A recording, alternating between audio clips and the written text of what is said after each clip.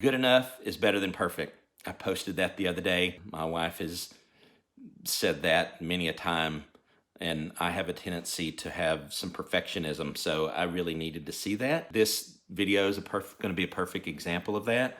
I'm not using a professional camera, not using a professional tripod. I'm literally using a few books to get the video high enough up, and then a little device that just holds my phone in place. So the other thing that's going to show the, I guess if you will, the imperfection of this video, I have notes in front of me. Literally, I'm sitting in front of my desk. I have the desk drawer pulled out. You can't see that. And my notes laying right in front of me. So I will look down at my notes every once in a while and to make sure that I cover it all.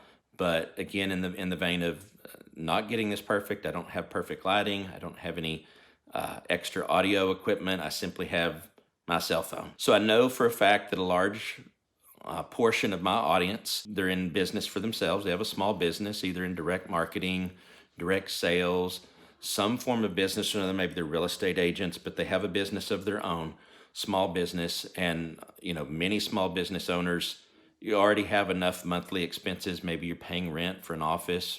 Maybe you're paying a number of different things. So I like to look for free tools. I use tons of free tools. So I wanted to go over some of those. And I truly believe that these tools that I'm going to be talking about, some of them you will already surely have, some you won't, will help you improve your engagement with your audience. And I'm talking your online audience primarily. So that's the focus of this. We're not talking about one-on-one, in-person type, but we're talking about social media, email, potentially internet, blog, website, those types of things.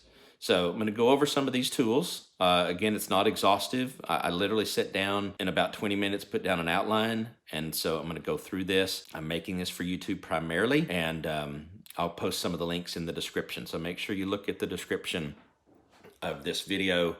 If you're watching this on YouTube, I would also encourage you to subscribe if you haven't subscribed to my YouTube channel. The only thing I'm going to ask you in this whole video, don't have anything to sell you, don't have any links that require you to buy anything. The only thing I'm going to ask you is to subscribe to my YouTube channel so you can see more videos like this. If this video in the end was valuable to you, I'd ask you to like the video and comment something or another, some value that you got out of this video in the comment section, and share it.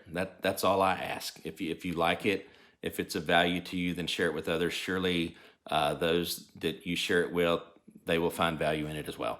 So let's get right into it and talk about the different tools. The first thing, and I'm just going to really blast through some of these. I'm not going to qualify all of them as to why you need them. I'll try to give you at least a little bit of why you need them. And then in further videos, I'll talk about some of these things in particular and in more depth. So the first thing I would recommend, if you don't already have one, is to get a Google account. And you get an email typically when you get a Google account. You don't have to use that email for anything, honestly. But the main reason I would suggest that you get a Google account is so that you can create and have a YouTube account. So I'm going to recommend that you create a YouTube account. We'll get to the whys in a minute, but if you're in a business, if you have a business of any sort, almost any sort, make sure it's a branded account. Now, you can Google branded YouTube account, or I will follow up with some links on that. Excuse me. Again, I'm not going to edit this, so I'm coughing some. I'm not feeling the best, but we're going to make it through it. A branded account allows you to have other folks manage your YouTube account. Now, you might think, I would never need anyone else to help me manage my account, but you would be surprised. Your YouTube channel may grow. Your business may grow to such a point where you don't want to be the one that's always having to upload videos. You don't want to be the one that's always having to comment on or respond to comments. So with a branded account, you can pick other people other than yourself to help you manage it, and you can control what level they manage it at. So get a Google account, create a YouTube account, make it a branded account. I would also recommend that you get a LinkedIn account. LinkedIn, more than ever, is becoming more than just a networking tool for corporate America. I can't go into it now. There are hour-long talks on how LinkedIn is actually encroaching, if I can use that term, into the Facebook space, to the Twitter space, to Instagram. It is becoming a legitimate platform for small businesses, for individuals to market, if you will, and to make people aware of what it is that they want to share. You don't have to have a product.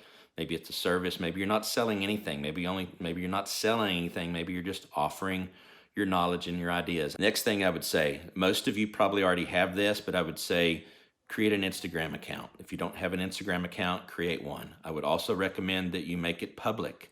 I can only tell you my behavior, but if I go to an Instagram account and it's a private account, I don't bother requesting to follow them. Now, I realize a lot of people do that because they're concerned about people stalking, whatever. I don't know what it would be. I would make it public, but also make it a business account. The reason I would make it a business account, even if you're posting a mixture of business and just your everyday life, if you are going to use this Instagram account in any way to promote your business or to expose your business, then you're going to want to be able to have access to the analytics.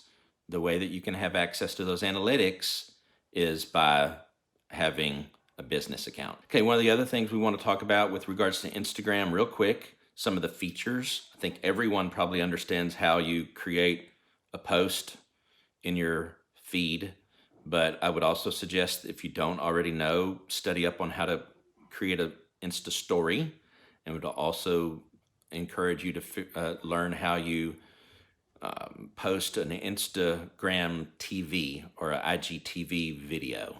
So we're going to talk about that a little bit more in a minute. But both of those, with an Instagram TV, I'll just briefly say that's 15 seconds up to 60 minutes, minimum 15 seconds. Great thing about that is you can put links in the description of an Instagram TV video where you can't put that link in your story or in your video in the feed or even a picture post in your feed. You can't put in clickable links. You can put in a link there, but no one can click on it. The best they could do is copy and paste it, and most people aren't going to bother, especially if they're on their phone. And the percentage of people, you probably know because you probably fall into that category as well, at least 60%, upwards to 90% of people are consuming content on their phone. This is not an analytics video, but I could speak an hour just on that. Yeah, okay, so let's move on for a moment. I would also create a Linktree account. Now that's linktr.ee.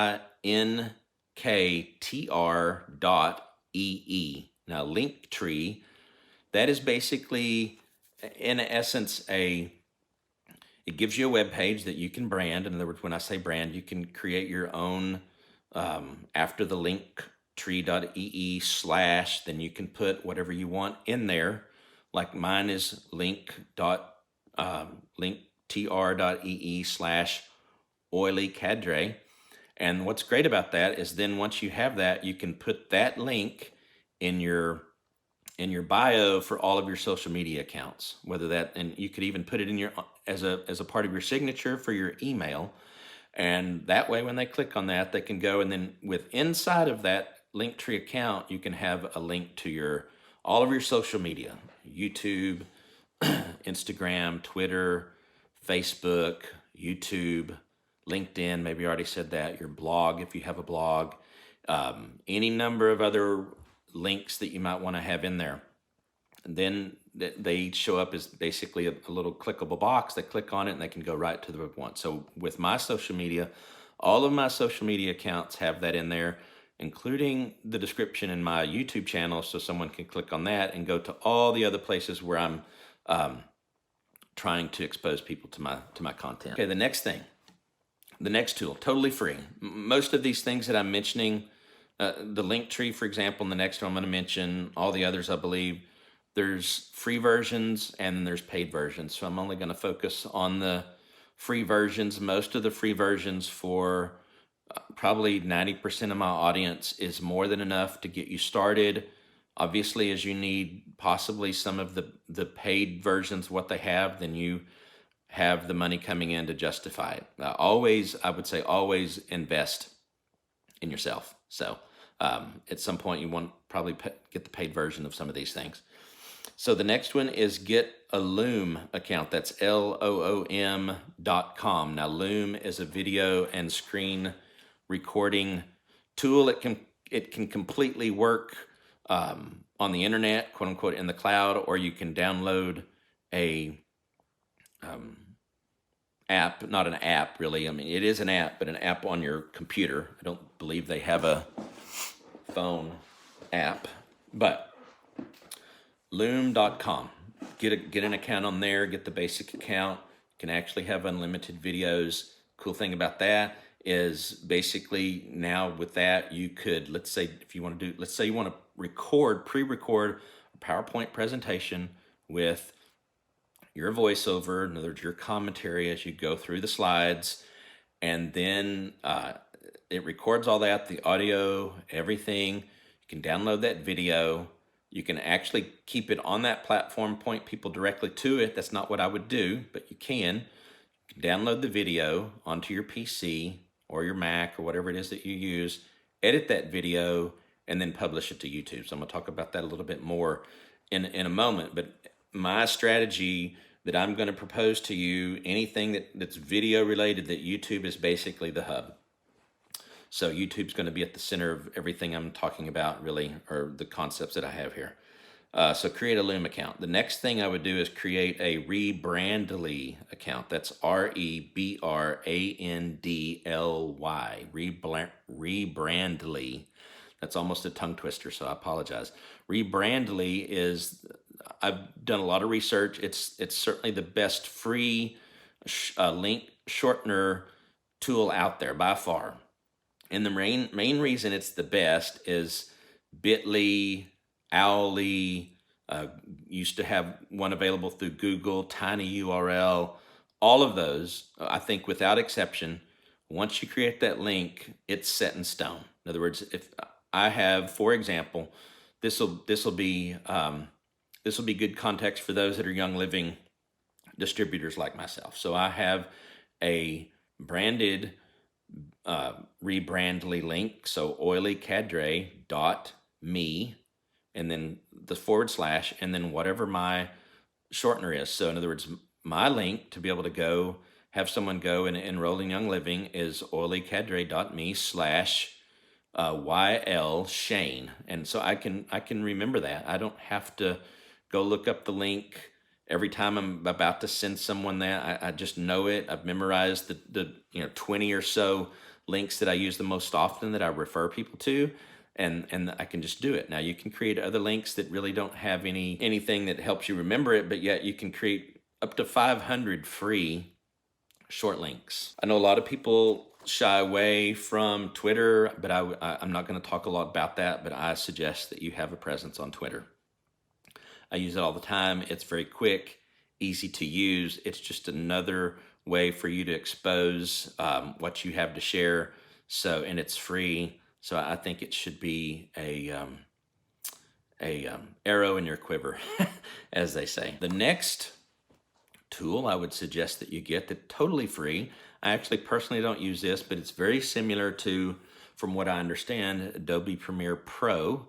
I actually have Adobe Creative Cloud, so I have all of the Adobe tools for like Photoshop and Adobe Premiere Pro for video editing, Illustrator, a lot of different tools. But this DaVinci Resolve 16, and I'm going to include the link. I'm not going to say it. It's a pretty long link. I'll include it in the description of this video. But DaVinci Resolve 16, you could Google it. That's a free video editing software that, from what I understand, is just out of this world amazing. It might actually be intimidating to some, but it's excellent. I highly recommend that you get that so that you could edit your videos. And I'm at the last part of this video is going to be to talk you through a scenario where you would use a number of these tools, again, where YouTube is kind of the hub, where you use all your other social media platforms as a way to get people to get an initial portion of what it is that you want to share, and then you bring them into YouTube. And I'll kind of explain why in a moment on that. Actually, three more things I'm going to recommend, and we'll be done with the tools, is MailChimp, which is an email application where you can have people basically join your mail list. Again, the free account allows you to have up to 2,000 emails, I believe, 2,000 email addresses, and you can send out like 12,000 emails a month, something like that. So that's really good. An alternative to that is MailerLite. Three more tools I'm going to talk about. MailChimp, which is email marketing. Probably heard of that one. MailerLite, MailerLite, very similar. And then Zoom. A lot of you probably already have Zoom. I mentioned Loom, which does the recording. I would use Loom when I'm not going live, right? In other words, if I need 10, 15 people on an actual call, and I want to go through a PowerPoint or some presentation like that, then obviously I would use Zoom, and I can put that in record mode, and then I can record that and use it later. Obviously, repost it, allow people to see it after the fact, that type of thing. But if I'm going to pre-record something, I would use Loom for that, and then I would use the DaVinci Resolve to edit that, and then I would post that to YouTube, Instagram, Twitter, LinkedIn. So that leads us into talking about a scenario where to use some of these tools. And the whole goal, let's assume that you have what I'll call long content, a video that's, let's say, anywhere between, 7 minutes to 15, upwards to an hour. I recommend, and you almost have to do that, is I recommend that you post the full length video to YouTube, and then you create a smaller version of that. In other words, a shorter version of that you use as the gateway to the full video. So imagine for a minute, this wouldn't be obviously an hour, it wouldn't be probably even 30 minutes, but let's imagine a scenario where you want to pre-record and walk through how someone would order a product or a service that you have. Maybe you have a website, maybe it's not your website, but maybe let's just say you're a Young Living distributor, right? And you want to show people how to log in and enroll. You want to show people how to log in and make their first order. So concept would be, you would use Loom. You would basically start your recording, and you would just go through the process as though you were ordering for yourself, as though you were enrolling, and you would go through the recording and do the whole thing. So you'd log into Loom, you would go through the process, you would complete the video, and then download it, right? Download it to your computer. Now, a lot of this assumes that you're doing, honestly, a lot of this on a PC. I realize a lot of people operate almost exclusively on their phone. Now, I completely accept the fact that a lot of consumers of content consume it on the phone. I would argue that, at least for me, when I'm producing content, I spend a fair amount of time on a laptop to do a lot of that because I find it easier. I find that I have a lot more flexibility that way. But there are a number of other tools that I didn't even mention that have free versions that help you with not audio, but with video, and audio too, but with video. But I much prefer to edit my videos on a laptop.